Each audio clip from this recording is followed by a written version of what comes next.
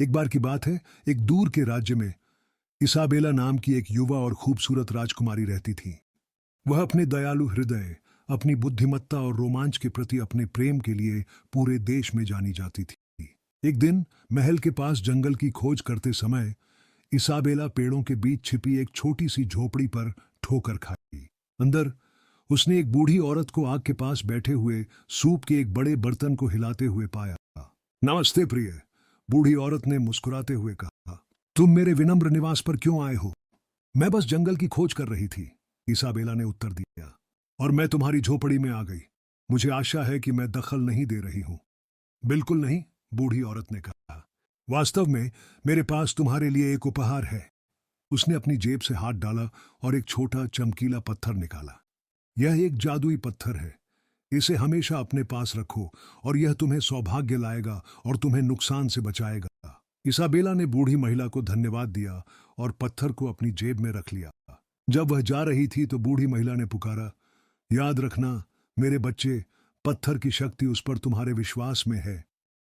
Isabella ने अपनी खोज जारी रखी और समय के साथ उसने जंगल में कई और चमत्कार खोजे।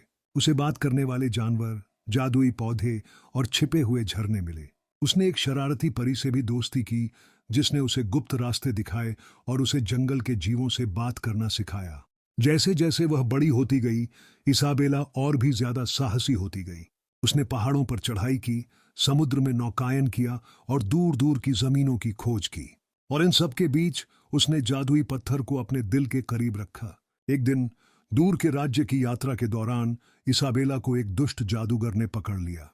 उसने उसे एक टावर में बंद कर दिया और धमकी दी कि जब तक वह उससे शादी करने के लिए सहमत नहीं होगी, वह उसे हमेशा के लिए वहीं रखेगा।